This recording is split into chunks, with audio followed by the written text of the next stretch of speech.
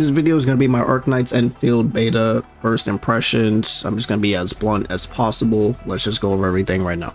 So first things first, let's go over the gacha system because everyone has been talking about this. So essentially how the gacha system works is that yes, there is a 50-50 chance for, the 6-star character and the 5-star character. If you don't win the 50-50, you essentially get a off rate up. Now, how the gacha system works is that there is a 120 pull guaranteed for the featured 6-star character, but that 120 pull guarantee does not carry over, but your 80 roll pity does. So let's say that you want to build up pity, say around 60 to 65, because 65 is soft pity. That pity will carry over to the next banner, but your 120 roll guarantee pity will not carry over, as you guys can see right here at the bottom. So people were, I don't know why, but people were saying that like pity's not carrying over, this and that. Your pity does, just not your 120 roll pity. Okay, so that's essentially the gacha system dumbed down.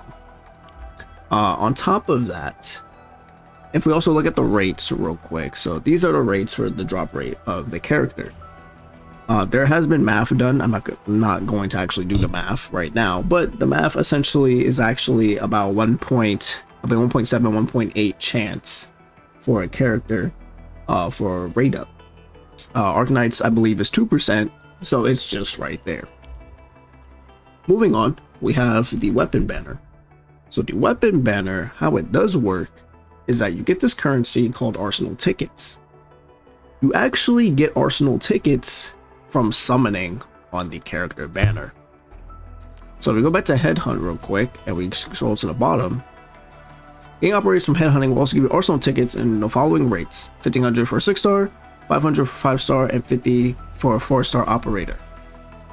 So as you're summoning, you'll get currency to summon for a weapon. Now, another rate up thing is that the weapon rate up is 25.75 for the rate up weapon. It is guaranteed within 8 multis.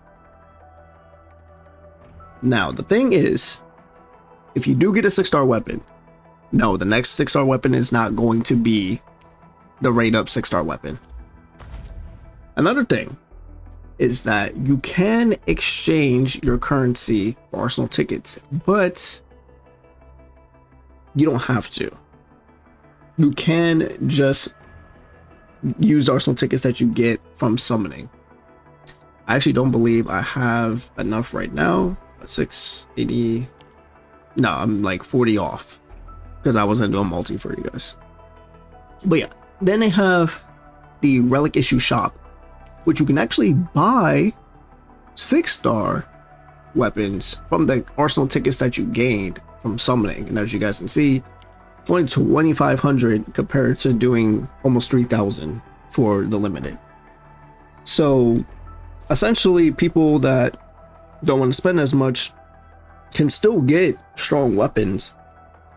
And there's also permanent weapons that you can get as well. So as you guys can see here, this is only by one time stock, but here, down here, these are infinite weapons down here. So it's pretty much the gacha system in a nutshell. As we're in acquisition center, so you'll see your rate up, you'll see the weapon, you'll see the exchange. Currently I've been exchanging for the tickets because I'm trying to get Surtur's weapon, but there's the exchange system here. You can actually exchange for the character themselves, which is really cool. And then you have the normal exchange here. And if you always click on the currency, it will tell you where do you get the currency from. So yeah, essentially this currency is more so for resources that you can use instead of having to farm for it. So that's the first thing out of the way. Okay, the whole gacha system fiasco. Next thing here, we're going to go over the base. So the first three things I want to do is gacha, base, and then combat, and then I'll talk about everything else because I feel like everything else is not as important for people. Okay, so the base system. This system, I have to say, will make or break this game for a bunch of people. Although a lot of people don't really like the base system, but I will give them credit. They have streamlined the base system to where they do teach you everything you have to know. Everything that you need to know about the base system, they teach you 100%. And if you don't remember what to do for the base system, let me show you guys. So if you actually press T, what happens here is that this is basically a upgraded system to where you can unlock certain facilities for your base that will help you do other things. Okay, so as we're looking at this tree here, what's so special about it? There's actually the simulation area here. Now, let's say you get something you don't know what to do. You can start a simulation that will literally tell you what to do. And this simulation gives you account EXP and currency. So it's worth to do. So let's say, oh, I don't know how to deal with a power outage. Okay, so we skip it and it will literally go through the entire system of how to do something for your base. And it will literally just guide you, hold your hand so you know what to do. If you know your repair tower is damaged, to repair it. So yes, the base system seems like a lot, but they teach you. And that's the most important thing about it. I would also like to say that the base system, yes, it's a make or break for people. But the thing about the base system is that there's going to be YouTube videos for people that upload the best base, quote unquote. It's the same thing happened in ARKNIGHTS, original ARKNIGHTS, right? You won't have to worry about this as much. But the base system is really cool because it also has to do with gear. So gear in this game is made through your base. You don't have to go out and farm like a stage or anything for gear so far, but I'm pretty sure you don't have to. Certain gear have set effects later on as I progress. And to get these crystals, you literally just have to kill enemies. That's it, you just kill enemies. This component here, you actually want to craft. So I just go to my refining unit. You just take some stones, right? So some stones here, and you put some stones here. All right, so we drag it, and then it will drag, and then I have it tracked. So you can make a conveyor belt to go right into your base, so you don't have to sit here and collect it. And then, as you guys can see, it's increasing. So it's these two numbers that I'm making. So as it hits the base, the numbers will increase as it's being made. Okay, I was like, why is this other one not increasing? This is being made right now. Another thing is that they even allow you to farm in other places that transfer to your storage. So this area here, let's say I'm farming ore, all right? But I don't want to run over here and get the ore every single time. There's something called a protocol stash, and this stash literally transfers the ore here to your base, so you don't have to run over here to gain materials every single time. And it does work because you can actually just pull up your base, and the storage system, as you guys can see here, these two ores I'm farming, they're gradually increasing because they're just made and then transported. Now, the cool thing about this too, you have your backpack and then your depot. Now your depot can essentially just quick stash shit, and any materials or anything in here will just stay in here. So you don't need to carry it out into the open world. So the base system, you can dismantle anything. You can even dismantle a transport belt. Let's say if you messed up your transport belt, oh, how do I fix it? Just dismantle it and then just get rid of it. Now, another thing with the transport belt is that if we press E, that's how you create one. Now the issue with the transport belt that I've also learned is that, so you want to left click it to form it, right? Now the issue is that, okay, which one can I go to? Well, you can actually click it point by point. So let's say I want to go into this first one. You click here, then you click here. Now it looks kind of weird. I need to fix that later, but yeah, it seems complicated, but it's not as bad as it could have been. And it tells you exactly what to do if like you're stuck on something.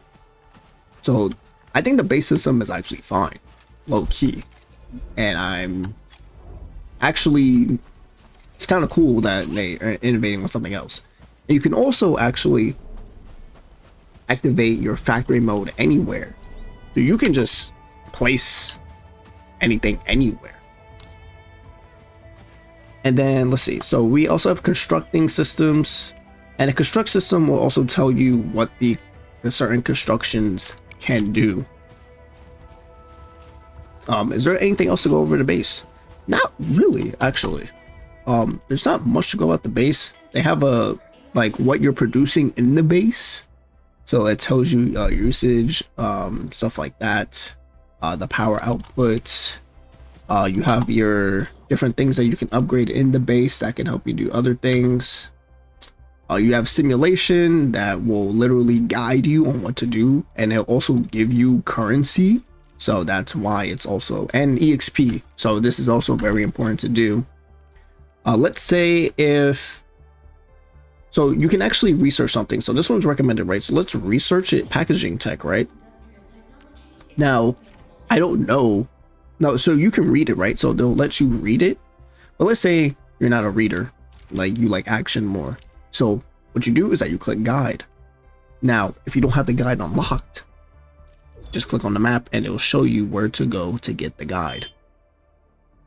So you just go to the area, find the inflatable, and then you get the guide for it.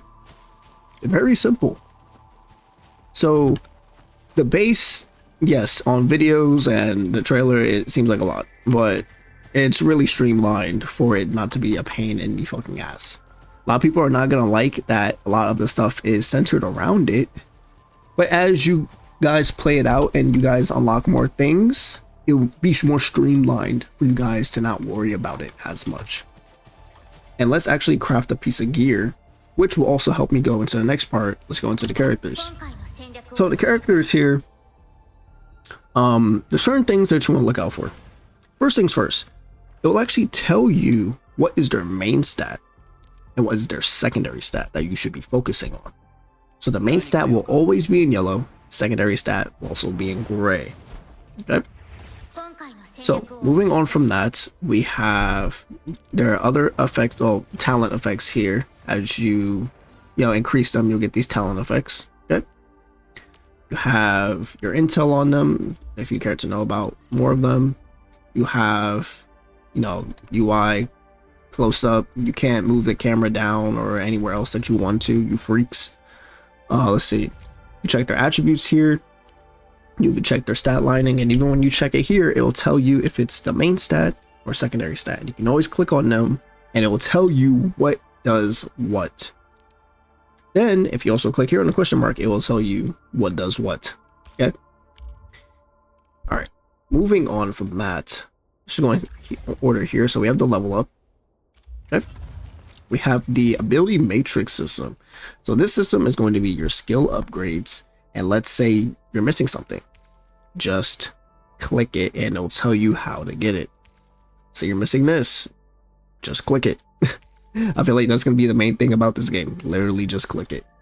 And then you have your upgrades, right? All the way down here. And then you have your promotional system.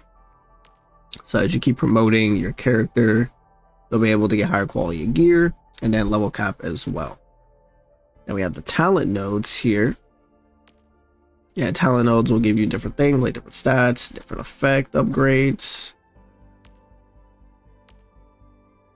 And then we have the passive here.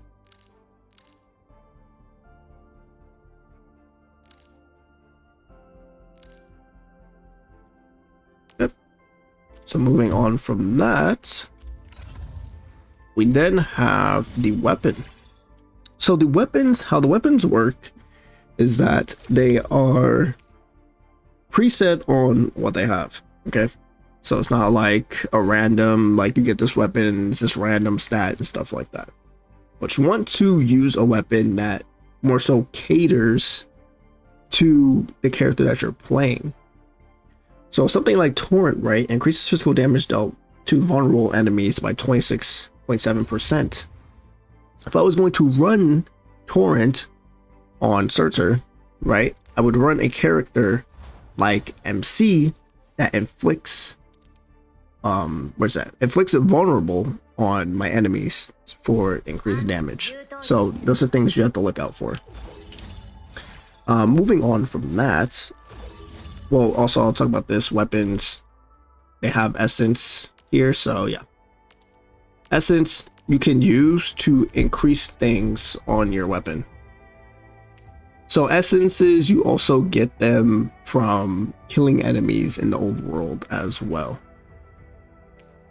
Essentially, you can stack it in here and then it'll let you upgrade, you know, infuse it to get more of the stat. Then we have the process here, which you can fuse essences together to get a new essence, or you can refine an essence as well.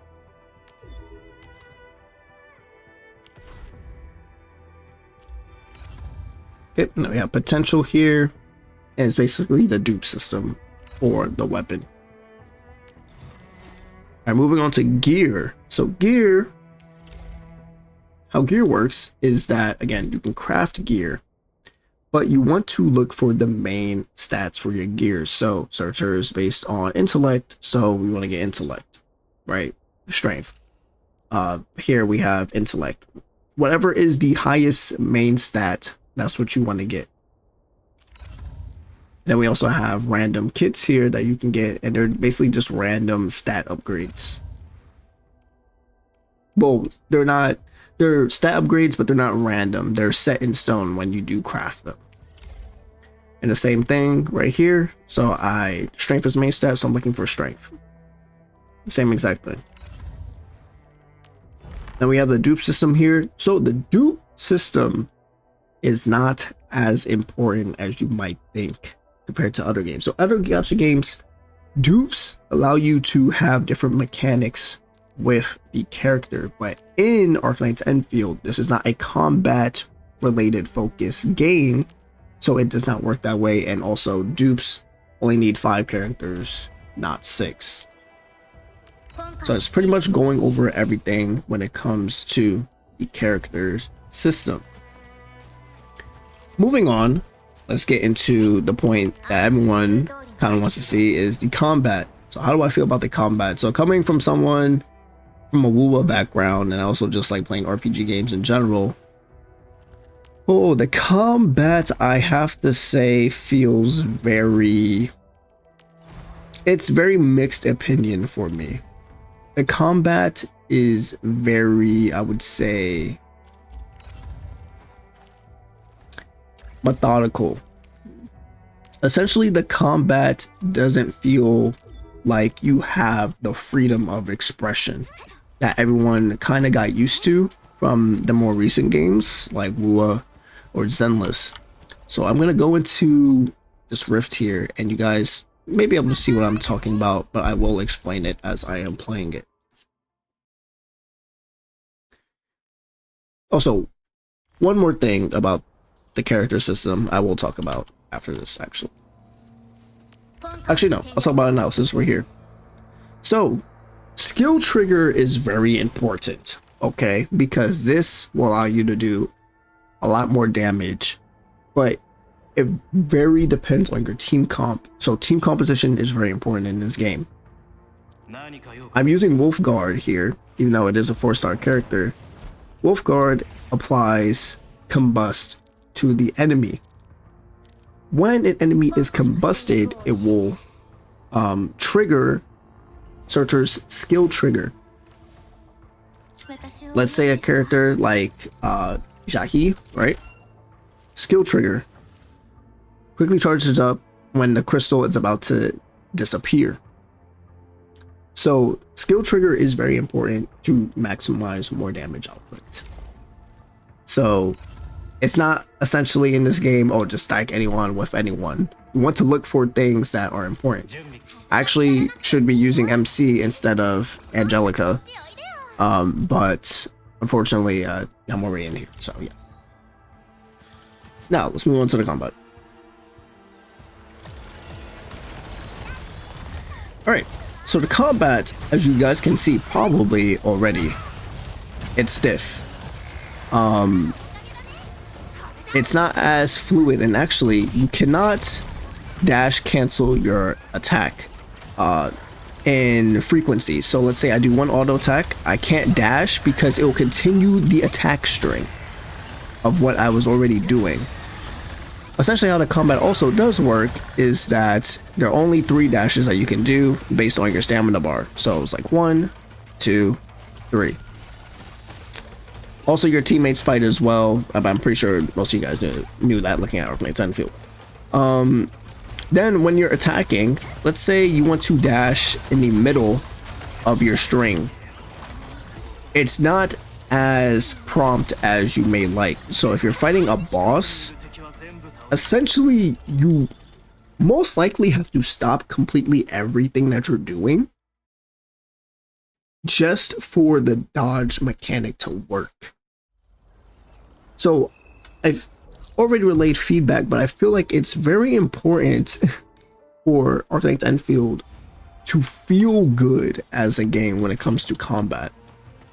Yes, I understand the premise of ARKNIGHTS ENDFIELD. I feel like it's very just centered around the team-based kind of gameplay, to where it's not all about action RPG, but essentially having your characters feel stiff and poor freedom of expression when it comes to combat.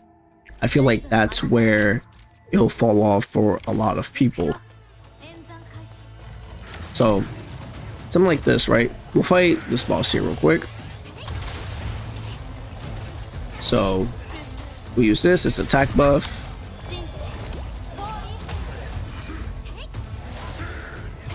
Then we'll use vulnerable here because it does more damage with my weapon.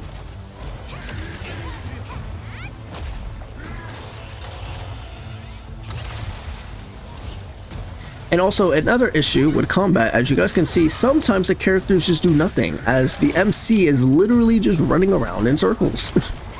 So that is another thing about the combat. As you guys can see here, if the skills are triggered correctly, then you can apply the skill trigger. Now the skill trigger you cannot spam in succession, so you can't use the skill trigger over and over and over again. But when it does work, it does a lot of damage, as you guys can see.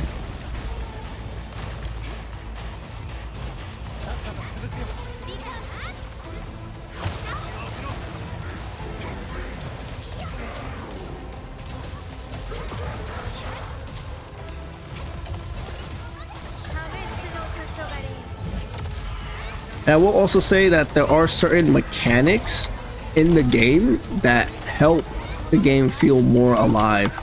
So there are things where you can parry the enemy as well. So a red indicator circle will appear on the enemy, essentially allowing you to parry them if you use a skill.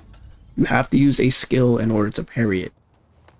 Another thing about the combat system is that on paper, it may not seem like there's a lot, but combat in this game actually has a bit going on for it. So let me actually go to the next part. I want to go over here if I can find it. It's not in the mission tab. What tab was it in? Guide. Okay, so if it comes to the guide system here, so essentially it'll hold your hand and tell you, you know, what you should be doing next. We have our dailies as well. You have your training. So your training system will tell you everything you need to know for combat.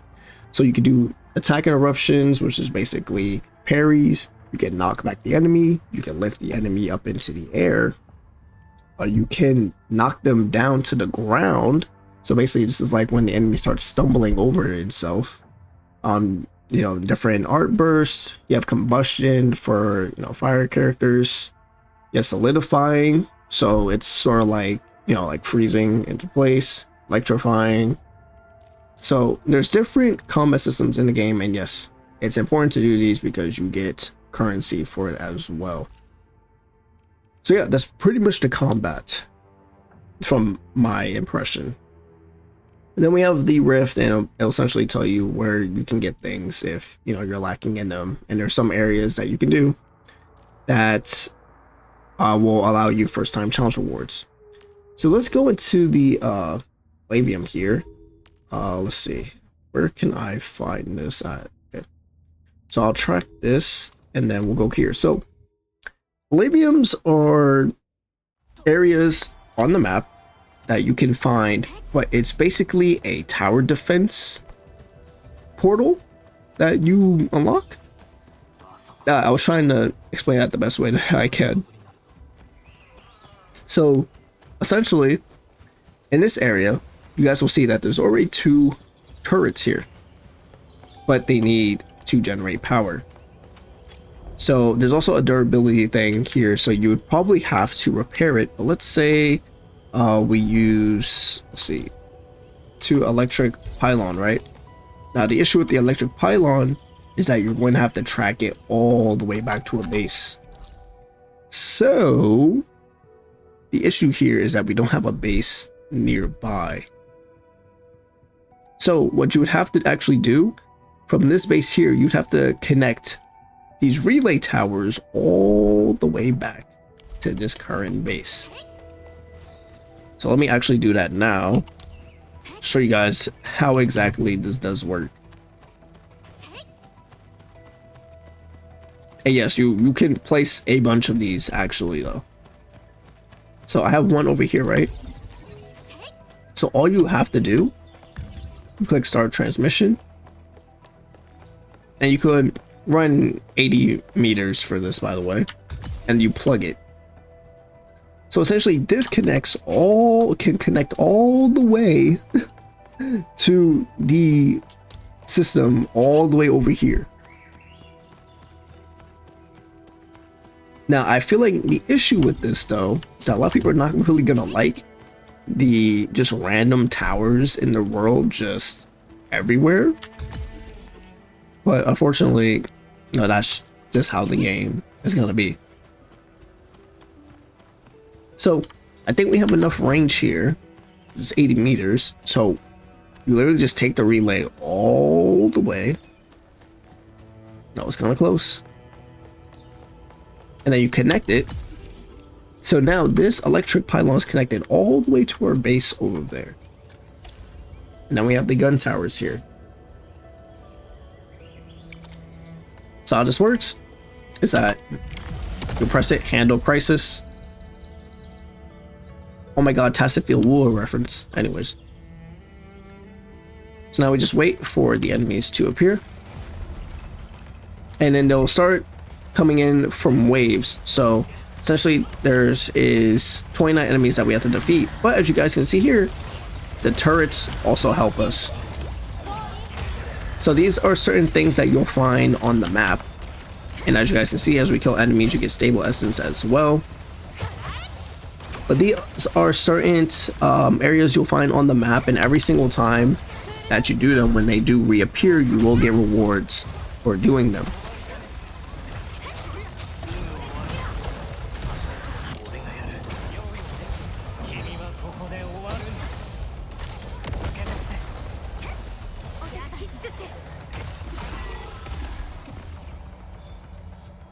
Now, one thing I don't like about this though is that there's usually a cutscene for every damn thing, every damn wave that comes in, so it kind of feels, I don't know, janky, I guess.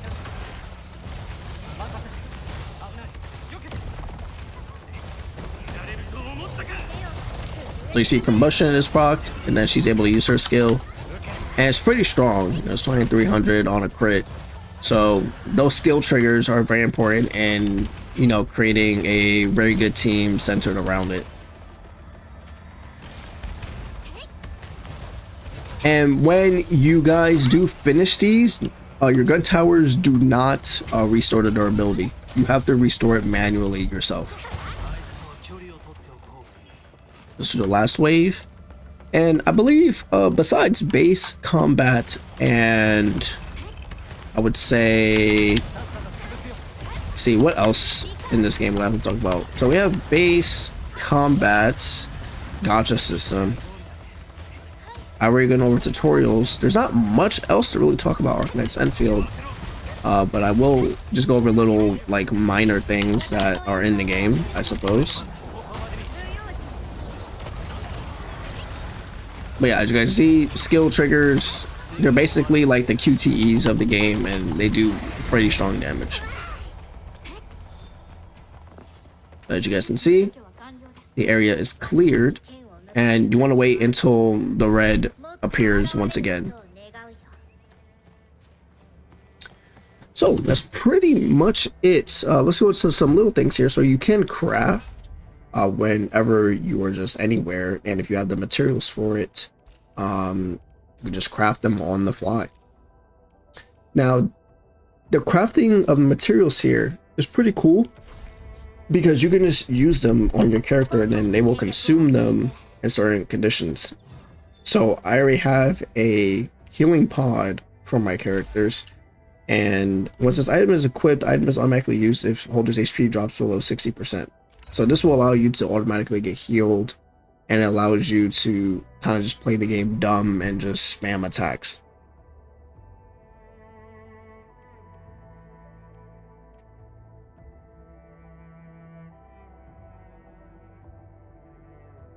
Okay, so let's see what else is here. Then you have your backpack as well. So your backpack will just tell you everything that you've acquired in the game. Let's go over here.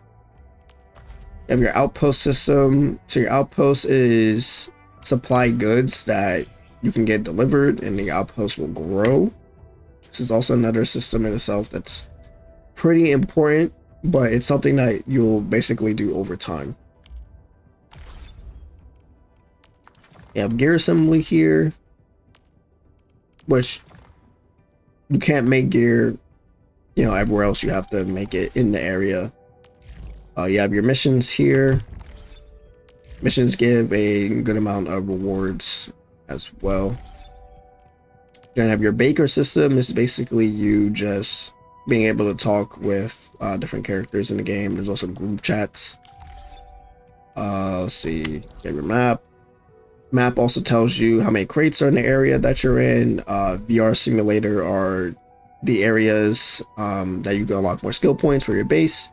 And Aetherium is something that you can actually, it's like solar caskets and WoA or Oculus and Genshin, but essentially you come here and you submit them, and then you get level rewards for them as you collect them.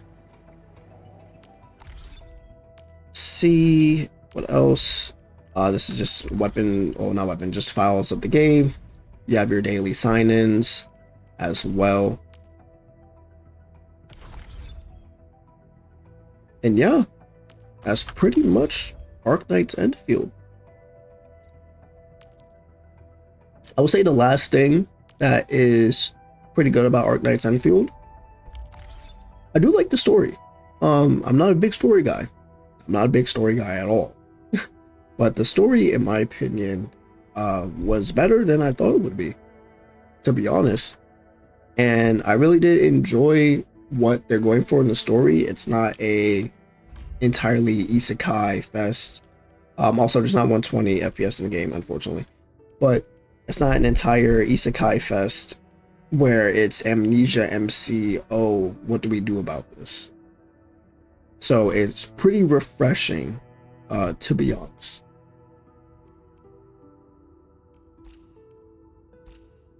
And then there's all languages, actually. So pretty cool. Well, not all languages, but the main languages usually for a gacha game. So that's gonna be my review for ARKNIGHTS ENDFIELD. Pretty fun game in its own right. This game is not for everyone, but I don't believe that they should make games for everyone and lose the essence that they want to do with the base building and stuff like that. But I will be continue playing this game. I might do a review of it next month when it does end, because it's all the way until February 13th that the beta does end. So everyone will probably be max level, have content showcases and stuff like that. Thank you guys so much for watching this video. Leave a like, subscribe if you guys haven't yet. You guys can also join the Discord, link in the description down below. And I will see you guys in the next one. Peace.